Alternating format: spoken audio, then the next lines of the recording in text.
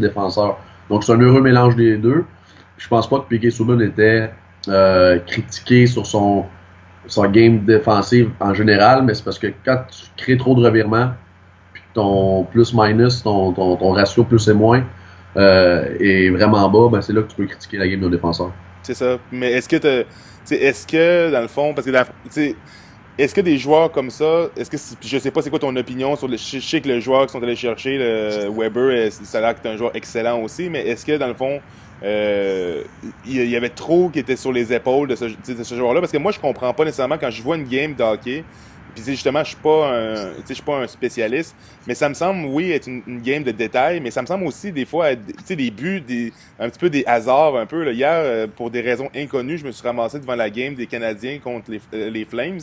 Puis tu sais, il y avait quand même, il y a eu quelques beaux buts, mais il y a quand même des buts que ça avait l'air un petit peu, là, tu sais, bling-blang, puis genre la balle, la puck rentre, puis là, hey, coach, j'étais sur la glace, tu sais, on dirait que, moi, j'étais sur la glace, mais c'était pas, c'est pas tout le temps de ta faute au niveau précis, là, tu sais, au hockey. J'ai comme cette impression-là, là.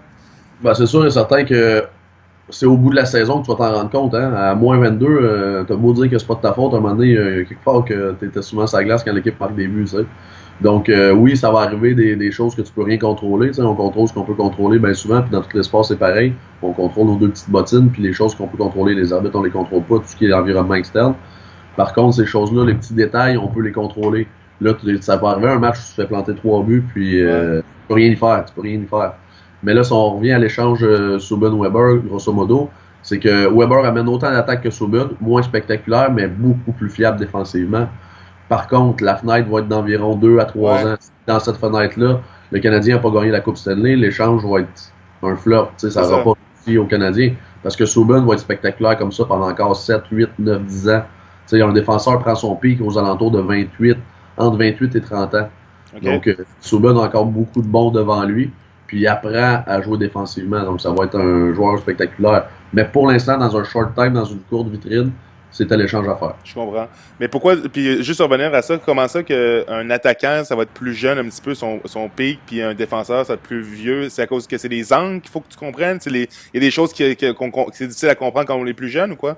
Ben, ça prend un peu plus de maturité pour jouer défensivement. À l'attaque, comme on dit, on n'est pas la dernière ligne. Ouais. Donc, il y a plus de laisser aller. On peut aller vers l'avant. On va pouvoir jouer, on va pouvoir laisser aller son talent. Tandis qu'en défensive, il faut toujours garder back of our mind qu'il faut être responsable défensivement. Donc, ce qui fait qu'un défenseur va être toujours un petit peu plus retenu avant de laisser aller son plein potentiel. Quand on va arriver, quand il va se sentir plus à l'aise, plus mature, là, il va aller chercher son plein potentiel. Donc, c'est pour ça que c'est rare. Des exceptions, on pense à Aaron Ekblad qui était en Floride, qui a commencé la Ligue nationale à 18-19 ans, puis qui a été devenu bon tout de suite. On pense à Seth Jones aussi, que c'est la même chose. Mais ça, c'est des exceptionnels. On l'a vu au début de l'année avec Sergachev à Montréal, donc recrue de 18 ans. Il a bien fait, mais plus la game avançait, plus qu'on voyait sa maturité qui manquait. Donc, ces gars-là vont prendre un pic un petit peu plus tard, tandis qu'à l'avant, ben, les gars, ils ont plus de latitude pour justement se laisser aller les mains, laisser aller le patin. Pour faire les erreurs, c'est correct d'en faire en avant. Il y a une ligne en arrière de toi pour récupérer ça. Bon, ben là, j'ai une question pour toi, là. Le monde, parce que tu me parles de hockey de façon. Je vois très bien que tu connais ça quand même, tu connais ton sport. Est-ce que tu regardes les shows d'après, d'avant match, genre quand tu regardes les Canadiens, ou genre, t'es comme, ok, c'est beau, là, c'est n'importe quoi? Alors, non, je ferme la TV. Quand je vais pas, je fais autre chose. Là, les shows style l'antichambre, ces Ouais, choses-là, c'est non. ça. On a beau ruminer 22 fois la même salade après, là, ça marche pas pour moi. Le sport 30 le lendemain, ça fait en masse pour voir les highlights de la game. Là. Non, ben écoute, il y a un public pour ça. Hein. S'il n'y avait pas de public, ils n'en feraient pas de télé, ces gars-là.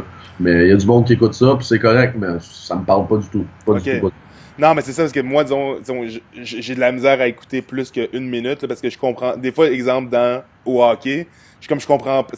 Pour moi, c'est tellement un sport qui est fluide comme sport, que je suis comme, ouais, mais qu'est-ce que tu veux. Tu sais, il y a comme le over-analyze, là, un petit peu, là, tu sais, c'est comme, tu me dis qu'ils ont scoré, mais tu sais, il y a plein de situations qu'une équipe n'a pas scoré tu sais, sur la même situation, des fois ça score pas, là, tu sais, au hockey, c'est pas, tu Puis là, des fois, il y a comme une grosse analyse de la psychologie de Price, puis tout ça. Puis là, je suis comme, wow, là, tu sais, les gars, vous allez beaucoup trop loin, là. On dirait que ça va comme. Ça me dépasse, pas, ce côté-là. Là. Mais je voulais juste m'assurer que. Les fois que je regarde ces shows-là, ça va dépendre des invités. OK. Un joueur de la Ligue nationale qui va donner son opinion. Même récemment, il amène des arbitres pour voir la game d'un autre côté. Pour moi, ça, c'est intéressant. Ah, c'est cool. Il va parler d'une vue que moi, je connais pas. Un défenseur qui connaît la game, qui est dans la Ligue nationale, qui va s'asseoir là, qui parle aussi de la game, les séries, les feelings. Ça me parle. Okay. Par contre, comme tu dis, analyser 22 fois la même séquence, ça fait son tour assez rapidement. OK, c'est bon, parfait. Puis, autre question que je me pose souvent, dans le fond, quand je regarde une partie, c'est les coachs au hockey. Okay? Parce que, dans le fond, moi, je suis pas un coach de hockey. J'ai coaché au basket, j'ai été coaché au basket aussi. Les coachs au basket, exemple, peuvent avoir une influence assez directe sur la partie. Parce qu'on peut, exemple, écrire sur un tableau des trucs, on peut faire beaucoup de changements à notre alignement assez facilement, tout ça. Et je me demande des fois au hockey, puis disons, j'ai posé la même chose à des gars de soccer, parce que les gars de soccer, dans le fond, c'est le coach, ben écoute, une fois que la game est commencée, il n'y a plus grand chose à faire. Là. Mais au hockey, dans le fond, c'est quoi l'impact d'un entraîneur lors d'une partie? T'sais, lors des pratiques, je peux comprendre, puis lors de l'installation de la stratégie, je peux comprendre, puis des trios, tout ça, mais lors de la partie, là, est-ce qu'il y a un impact direct ou c'est comme il est debout, puis il chiale après les arbitres et tout? Comme tu mentionnes, je te dirais, là, il y a beaucoup de travail. 75% du travail va se faire en dehors de la surface de la glace. Le visionnement de vidéo, tout qui va les gars arrivent à la game, ils savent. Donc, le chef d'orchestre va orchestrer la partie. Ouais. Le coach, pas vrai, qui fait rien en arrière du banc. Justement, c'est un gars d'émotion, c'est un gars qui connaît la game. C'est pour ça que souvent, on aime ça avoir des coachs qui ont joué la game. Donc, c'est un gars de feeling. Il se rend compte que tu as un gars qui est pas hot. Viens ici, on va changer le trio. Okay. Donc, le gars est ultra important. Puis à ce niveau-là, Michel Terrien puis Claude Julien, c'est des gars de feeling comme ça qui ont pas peur de changer le trio en plein milieu du match. Ça, c'est des gars qui sont actifs, proactifs, qui attendent, qui agissent au lieu de réagir. Donc, ils vont aller au-devant, au-delà de l'attente, puis ils vont lire la game pour faire ces changements. Donc, ces gars-là, c'est des gars ultra brillants que, oui, justement, ont un gros impact. Tantôt, tu parlais du basketball. C'est sûr que quand tu décides de faire un press, tu changes le jeu. C'est toi aussi qui lis la game. C'est un impact qu'on voit plus rapidement. Par contre, au hockey, ça va s'installer en 3-4 chiffres avant de faire ton 2-1-2, de changer ton press, changer. Donc, des fois, on a l'impression qu'ils font rien, mais ils sont bien entourés. C'est une équipe incroyable. Ça se passe sur la passerelle. Ils parlent maintenant avec les oreillettes. Okay. La technique est rendue assez évoluée. On le voit aussi au football, c'est la même chose. Ouais. Les coordonnateurs qui sont en haut qui vont pouvoir transmettre l'information. Mais au hockey, non, c'est un... C'est pas pour rien qu'ils perdent que les premiers à être congédiés quand ça va pas bien, c'est eux. Ils ont l'odieux de la chose, c'est souvent pèse sur eux. Par contre, ils ont un gros poids dans la game, là, ça c'est sûr et certain. OK, très cool. Là, je veux t'amener ailleurs un petit peu là, dans des questions que je vais te poser. C'est concernant les jeunes, en fait, le développement des jeunes de 5-12 ans au Québec ou dans le monde en tant que tel. Je voulais savoir un peu, c'est quoi ton opinion? J'ai vu des vidéos qui sont apparues sur, je pense que c'est des Russes qui entraînent les jeunes de façon tout à fait éclectique. Là, sûrement que tu as vu ça. Là, ça allusion à ça. Ouais, ça fait des vidéos, ça saute par-dessus des trucs, ça glisse, puis ça shoot. Est-ce que c'est juste du show pour toi ou est-ce qu'il y a quelque chose derrière ça que tu dis ouais, genre ça dans le fond c'est-tu le futur de comment on va développer des joueurs de hockey ou pas dans le fond, comment on développe des joueurs maintenant là? Assurément, 5-12 ans là, c'est vraiment la tranche d'âge que c'est important de les laisser jouer. C'est pas vrai qu'on va installer un système. Installe pas un système de jeu quand tu coaches des 5-12 ans, c'est là pour le jeu. Il y a tellement de changements. J'ai commencé à jouer là, à un haut calibre, j'avais 14-15 ans. Donc c'est important avant ça là, de les laisser jouer. Il y a tellement de choses qui changent dans une vie. Puis j'allais justement faire allusion à la vidéo des Russes. C'est tellement comme ça qu'on devrait entraîner les jeunes. Les habiletés différentes, manier le bâton. Avant même de parler de position puis de les encarcaner dans un système, il faut parler d'habileté. Puis après ça, plus les années avancent, plus tu peux inculquer aux jeunes des valeurs plus d'équipe, d'y aller avec des stratégies d'équipe. Mais avant ça, là, c'est exactement ça qu'il faut faire. Puis je pense que c'est comme ça que ça va devenir.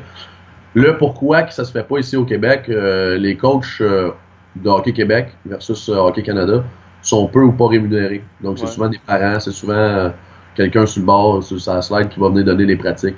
La journée où on va être capable d'encadrer plus les entraîneurs, ben justement, c'est ce genre de choses qui vont être véhiculées, ça c'est sûr et certain.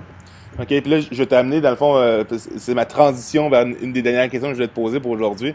Mais est-ce que, dans le fond, il n'y aurait pas une possibilité, exemple, sur, je sais pas, des patinoires extérieures au Québec, que en dehors des entraînements des jeunes, exemple, moi, mon jeune, il y a 5 ans, OK? Mon petit gars, il y a 5 ans. Pour des raisons que je m'explique pas bien, il adore le hockey. OK, ça marche, il aime vraiment, vraiment ça. Je sais pas, il aime ça. OK, il aime ça patiner, il aime ça avec un bâton, et il aime juste ça, comme il trouve ça cool.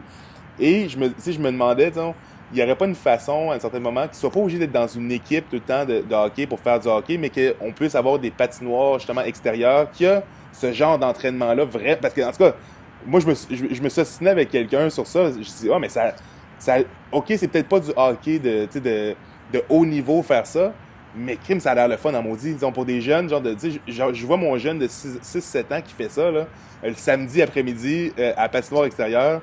Il trippe en salle, là, tu sais. Est-ce qu'il y aurait un moyen de faire ça ici au Québec ou sans encadrer ça dans une équipe? Parce que, on dirait que je vois pas la journée où il y a un coach qui va arrêter sa pratique puis faire ça, à place de faire les autres choses que tu veux faire en pratique. Fait que je me dis, est-ce qu'on peut pas mettre ça dans un autre système parallèle que le samedi après-midi à patinoire, à telle patinoire, il y a du monde qui entraîne des jeunes, exemples comme ça. Ça pourrait être possible, tu penses, ça? Moi, j'abonde dans ton sens, là, c'est sûr et certain, mais moi, je l'ai déjà vécu. Hein. J'ai déjà eu des coachs qui ont arrêté totalement le pratique, sort le ballon, joue au soccer sur la glace, fait autre chose complètement. Puis ça, c'est important, puis c'est les coachs qui ont suivi toute notre vie. C'est ça. Je sais pas si tu connais Christian Papillon, justement, de Red Bull Franchise. Christian a commencé à en faire des cliniques comme ça, avec et sans bâton, vraiment sur l'habileté du patineur. C'est drôle que tu en parles parce que c'est en effervescence, les jeunes veulent le faire. Même les gars qui sont axés hockey, ils aiment ça lancer leur bâton puis faire des activités comme ça. Monte une petite côte, descend, glisse en dessous des jeux. C'est sûr et certain. Puis comme tu dis, ben comme parent, puis moi aussi j'en attends genre un petit gars, c'est le genre de choses qui vont me drainer d'énergie puis que je vais aimer voir. Tu sais, de voir ton gars qui a du fun, qui est pas juste encarcané à aller apprendre du hockey. Ça prend les deux, hein, parce que le hockey c'est une belle discipline, puis ça te forme pour la vie future. Par contre, le fait de les laisser jouer en jeune âge, c'est ultra important. Puis oui, je pense qu'il devrait en avoir plus à Québec ou au Québec, des patinoires ou des activités organisées comme ça, où que les jeunes pourraient juste have fun, puis justement glisser en dessous des obstacles, puis sauter par-dessus des choses. Non, c'est sûr et certain que ça serait intéressant d'avoir. Ouais, c'est ça. Est-ce que ça serait cool? Parce que moi, je voyais ça, j'étais comme, tu sais, je sais pas si ça forme des athlètes, genre pour la NHL, mais tout ce que je sais, c'est que ça a l'air de former des jeunes qui ont le sourire d'en face. Puis je trouvais ça cool, tu sais. Dans le fond, moi, c'est juste ça que je regarde. Dans le fond, je suis bah, tu sais, dans le fond, tu sais, ils font du sport, ils s'amusent, puis tu sais, au pire, ils vont devenir meilleurs, tu sais, à patiner, puis à se relever debout, puis à être ensemble, tu sais. Ça... Ben, les modèles suédois sont axés là-dessus. Okay. Puis on s'en rend compte, plus ça va, les juniors, ben, ils sont tout le temps au top. Ben, la Finlande, c'est la même chose, sont souvent au top. Juniors, ils commencent jeunes, les U16, les U17, les U18. Les U20, maintenant, on les voit au championnat du monde. On les voit en championnat du monde. C'est pas un pays qui est énormément peuplé, mais par contre, ils ont refait leur système. Ils ont refait leur système de A à Z. Ils ont passé par la base. Puis en jeune âge, là, il n'y a pas de position. Puis il n'y a pas, c'est à fun de jouer. Puis on compte même pas les buts. Là. Ah ouais, ok. C'est axé ici beaucoup sur la performance en Amérique du Nord. Mais je pense qu'il faut revenir à la base. Puis que le fait que c'est un jeu. Là. Non, c'est nice ça. Puis qu'est-ce que tu penses justement, une des questions que je vais te poser, une des dernières questions, c'est qu'est-ce que tu penses du hockey justement qui est joué dehors? Parce que moi, dans le fond, j'ai eu la chance quand j'étais jeune j'ai joué dans une équipe de hockey, mais c'était pas de la grande compétition, mais ce que j'aimais pour vrai, une des plus beaux souvenirs que j'avais, c'est j'allais à la patinoire extérieure, puis ça jouait, puis tu sais j'avais 11 ans. Puis là, tu jouais contre des adultes, puis là, ça se passait, puis on dirait que pour moi, c'était ça un peu le hockey. Est-ce que ça existe encore maintenant, ou c'est comme un peu laissé de côté, ce côté-là? Est-ce que c'est comme mal vu un peu maintenant pour un jeune de 12 ans d'aller jouer à patinoire? Pas du tout, puis on y va souvent avec notre gang de chums, puis je dois y aller à peu près, je sais pas moi, 10 fois dans l'hiver, patinoire, puis justement, on inclut les jeunes, puis je me rappelle, on se remet justement à cet âge-là, quand on jouait avec les plus vieux, puis qu'on les voyait aller, puis qu'on était comme aïe, ils sont bien forts. Puis... Fait que non, c'est sûr et certain qu'on ouvre la place à ça, puis ça se fait encore énormément. T'as juste à te promener là, pour les patinoires en hiver à Québec, surtout à Québec, là. C'est incroyable le nombre de jeunes, puis ça joue tard, puis c'est encourageant, puis c'est le fun de voir qu'il y il y en a encore beaucoup de sportifs puis qui viennent venir jouer avec les plus vieux. C'est ça. Les plus vieux les jouer aussi, c'est super important. Là. Mais c'est pas mal vu. Puis ça reste pour moi, c'est ça l'essence du sport, c'est ça. Le hockey, c'est. Je suis un peu comme toi, mes meilleurs souvenirs, j'ai juste à patinoire extérieure à Saint-Lin dans ma ville natale où on allait au pavillon de la jeunesse puis on avait hâte de jouer. Fait que non, c'est sûr et certain que moi, ça fait partie de mon folklore, c'est ça le hockey. Puis à chaque année, je vais aussi avec ma famille, avec mes frères. Fait que non, c'est super important ça. Puis la nouvelle génération de jeunes, ils sont, disons, eux qui jouent dans des équipes, là, disons, sont là aussi, dans le fond, ça reste là quand même. Là. Ouais, ben encore plus. Okay. Les jeunes, ils cherchent de la glace, ils veulent jouer le plus possible. C'est de plus en plus skills, justement. Les jeunes ont de plus en plus d'habileté. Ils veulent aller à la patinoire, pratiquer leur feinte, pratiquer leur lancer frappé. Je me rappelle mon père qui me donnait des chaudières de rondelles puis qui me disait installe-toi devant la bande, prends 200 lancers. C'est cool ça. Donc, les jeunes le font. Les jeunes le font. Puis autant les jeunes des équipes, comme tu dis, mais ce qui est le fun à l'extérieur, ben, c'est pour ceux qui ont peu ou pas de moyens, ben, peuvent le pratiquer quand même. Là. Je me rappelle qu'il y a des excellents joueurs qui venaient de Limoilou, qui nécessairement n'avaient pas beaucoup de sous, mais que quand ils arrivaient à l'extérieur, c'était comme hey, ok, tu joues pas dans une équipe, là. Qu'est-ce qui se passe? Ah, c'est nice, ça, c'est bon. Ben, c'est cool, c'est encourageant de voir ça. Puis c'est quelque chose que. Moi, ça fait comme partie de qu'est-ce que je garde beaucoup de ce sport-là. C'est quelque chose que je trouve que c'est un beau sport pour ça. C'est une des plus belles qualités de ce sport-là, c'est que tu peux jouer dans ce contexte-là, puis avoir vraiment beaucoup de plaisir aussi, là, même si il y a pas d'équipement, pas de contact, mais ça reste que c'est très fluide. Là. Il restera juste à jouer dans la rue. Là. Ça joue plus dans la rue, ben, on n'a plus le droit. Ouais, ça c'est triste, ça. ça me manque encore aussi. Là. Ouais, moi, dans le temps, là, je jouais 6 heures en ligne dans le cours d'école avec mes chums qui descendaient d'une demi-heure pour faire de la voiture, on venait jouer avec nous autres. Puis je pense avoir un de mes chums qui était à Saint-Augustin puis qui jouait dehors dans la rue avec Joe Sakic dans sa rue. Tu sais, c'est des souvenirs qui sont incroyables, impérissables, mais que maintenant on voit plus. Il y a même certaines villes au Québec qui interdisent de jouer dans les rues, c'est épouvantable. Ça n'a pas de sens. C'est bizarre de croire que on dit que c'est notre sport national, mais qu'on n'a plus le droit de jouer dans la rue un petit peu. Exact. Mais, c'est vraiment nice. En tout cas, sûrement que j'aimerais ça en faire un avec toi. Là. Je vais peut-être, à cause que on se parle, je vais peut-être écouter un peu plus de hockey. J'ai fait ça avec du soccer, puis ça me donne des idées maintenant parce que je me diversifie. Fait que c'est sûr que j'aimerais ça te reparler peut-être une fois que je vais avoir passé un peu plus de temps à regarder quelques games. Y a-t-il des équipes que je devrais regarder là, qui sont plus intéressantes parce que cette année là, encore une fois, Chicago, Pittsburgh, si tu veux voir un bon mélange de tout là. Rapidité, finesse, robustesse, ils sont capables d'allier les deux styles. Je pense encore que les deux vont faire une bonne run cette année. On parle beaucoup des Capitals de Washington puis du Wild. Pour moi, c'est des équipes flash qui veulent flasher. Là, c'est spectaculaire à souhait. Mais comment ça marche? Comment ça que Washington, justement, sont comme ça? Je comprends pas. Je les ai pas vus jouer, mais qu'est-ce qu'ils font exact qu'ils scorent des buts? Comment tu fais au hockey pour être aussi spectaculaire? Là, parce que eux autres ont une équipe incroyable. Là, ils ont un vrai 6 des meilleurs joueurs de la ligue. C'est les joueurs, c'est sûr, en fait, qui donnent le spectacle. Là. Mais tu sais, quand tu bases ton équipe sur un Alexander Ovechkin, Backstrom, les gars sont incroyables à voir jouer. Là. Puis, ils sont dans un système de jeu avec Barry Trotz qui laisse place aussi au jeu défensif. Donc, ils sont hyper spectaculaires. Ils marquent tellement de buts cette année. Là, c'est épouvantable. Mais c'est pas une équipe, selon moi, qui ont les ressources nécessaires pour se rendre à la Coupe Stanley cette année. Puis, on parle que d'eux cette année. Ah ouais, c'est ça, ok. Ils vont arriver dans les playoffs, puis ça va encore contre Pittsburgh, tu penses? Pittsburgh en deuxième ronde, d'après moi, ça va se terminer là. Ah ouais, à ce point-là? Ok. C'est ça à chaque année. Saint-Louis a toujours des belles équipes. Minnesota, même chose, mais il arrive en première, deuxième ronde, il faut qu'il affronte Chicago. Chicago, c'est une équipe qui a appris à gagner avec les années. Ouais. Quand on parle de dynastie, on parle des Pats, on parle de ces équipes-là. C'est des équipes qui performent sous la pression. Les autres équipes comme Washington, Minnesota, c'est des équipes qui n'ont pas appris à gagner dans des moments clés comme ça. Donc, c'est sûr qu'il y a une première fois, mais les autres équipes, c'est inculqué, puis c'est une valeur d'équipe, puis les vétérans vont prendre les jeunes avec eux autres sous leurs ailes, puis les jeunes grandissent dans un environnement comme ça. Donc, c'est ça qui forme les dynasties.